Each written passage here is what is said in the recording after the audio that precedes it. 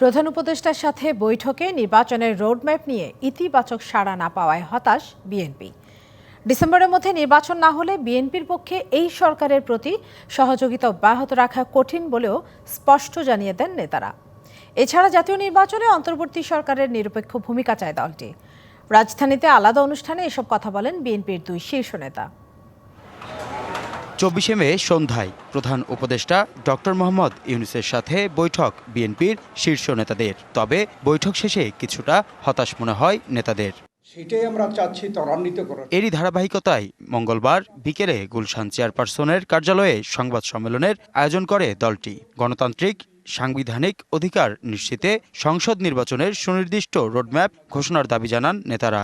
আমরা একটি সুষ্ঠু, অবাধ ও নিরপেক্ষ নির্বাচনের মাধ্যমে ডিসেম্বর 2025-এর মধ্যে একটি জাতীয় সংসদ গঠনের জন্য অবিলম্বে সুনির্দিষ্ট রোডম্যাপ ঘোষণার দাবি জানাচ্ছি। সঠিক প্যাড আর সঠিক তথ্য দিয়ে কেশুর সামলে নিব এক হয়ে। Monalisa sanitary napkin. জানান, নির্বাচন ডিসেম্বরে না হলে বিএনপির পক্ষে এই সরকারের প্রতি সহযোগিতা অব্যাহত রাখা কঠিন হবে।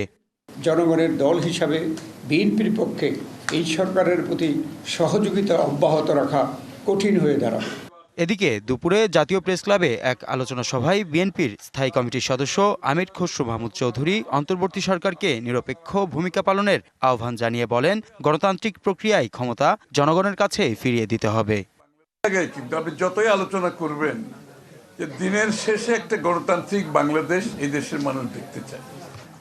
গণতান্ত্রিক বাংলাদেশে যেখানে তার রাজনৈতিক সাংবিধানিক গণতান্ত্রিক অধিকার থাকে।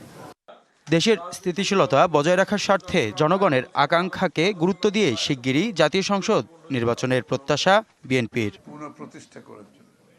হাসিব পান্থ, ডিবিসি নিউজ, ঢাকা।